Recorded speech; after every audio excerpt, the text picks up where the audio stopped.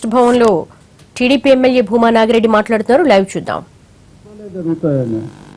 అటువంటి పరిస్థితుల్లో వస్తున్నప్పుడు చాలా జాగ్రత్తగా ఇప్పుడు మనం ఆన్సర్ ఇవ్వాల్సింది రాబోయే తరానికి చల్లగా ఉండాలి అంటే ఇప్పుడు తీసుకున్నటువంటి నిర్ణయాలు సక్రమంగా ఉండాలి. అలాంటి సక్రమైన నిర్ణయాలు తీసుకోకపోగా మనం ఏదైనా రాజకీయాల కోణంగా ఆలోచన చేసుకొని ఏదైనా తప్పుడు అడుగులు వేస్తే వచ్చే తరానికి మాత్రము వాళ్ళకు మంచి భవిష్యత్తు, ఒక పీస్ఫుల్ భవిష్యత్తు అనేది ఇవ్వలేనటువంటి పరిస్థితి ఉంటుందని చెప్పి మేమందరం కూడా ఆలోచన చేస్తున్నాం.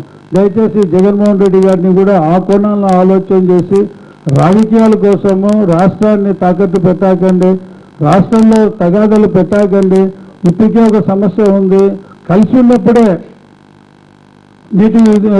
నీటి కోసము గలాటలు జరిగాయి.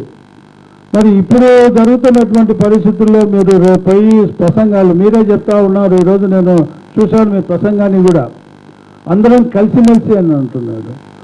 కలిసిమెలిసి అంటే దీక్షలు చేయడం వలన కలిసిమెలిసి తనం ఎట్లా వస్తుంది?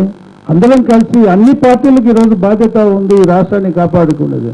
ఢిల్లీకి వెళ్ళండి, మీ యొక్క పాత్ర మీరు పోషించండి. చంద్రబాబు నాయుడు గారి పాత్ర ఆయన కూడా చాలా చక్కగా పోషిస్తూ ఉన్నాడు. సమస్యలు ఎట్లా పరిష్కారం చేయాలో ఊరికే తెగేంత వరకు లాగకుంటేనేది ఆయన తత్వం. ఇది ఇమ్మీడియట్గా తెంచుకోమని చెప్పడం మీ తత్వం అయిపోతూ ఉంది. ఇమ్మీడియట్గా తెంచుకోవడం వల్ల ఆ తర్వాత ఎవరి దగ్గరికి పోయి ఎవరిని ఆశ్రయించి ఈ రాష్ట్రాన్ని కాపాడుతాం. సో ఈరోజు ప్రజలు ఆలోచన చేస్తూ ఉన్నారు. అటువంటి అనుభవం కలిగినటువంటి నాయకత్వాన్ని ఈరోజు రాష్ట్రం కోరుకుంటా ఉన్నారు. సో ఇప్పుడైనా జగన్మోహన్ రెడ్డి గారు ఆలోచన చేసుకొని మీ భిన్నమైనటువంటి తత్వాన్ని పక్కన పెట్టి ఈ రాష్ట్ర ప్రయోజనాల గురించి ఆలోచన చేసి, రాజకీయాలు ఇంకా 3 సంవత్సరాలు ఉన్నాయి. ఆ రోజు రాజు ఎవరో బంట ఎవరో. కానీ ఇప్పుడు జరుగుతున్నటువంటి విధానాన్ని ఈరోజు తెలంగాణ రాష్ట్రాన్ని ఏ విధమైనటువంటి సిస్టానికి తీసుకురావాలి, ఒక రాజీ ఫార్ములా తీసుకొని రావాలి అంటే కొట్లాడితేనే సమస్యలకు పరిష్కారం అవుతాయి అనుకుంటే అవి కావు. ఒక రాజీ ఫార్ములా కావాలి, కేంద్రాన్ని ఆశ్రయించాలి. ఈరోజు చంద్రబాబు నాయుడు గారు కేంద్రాన్ని కోరుతా ఉన్నారు ఇంటర్ఫీర్ కమ్మని, అట్ ది సేమ్ టైం కోర్టును ఆశ్రయిస్తూ ఉన్నాం. సిడబ్ల్యూసీ వాళ్ళకు కూడా రిపోర్ట్ ఇచ్చాం.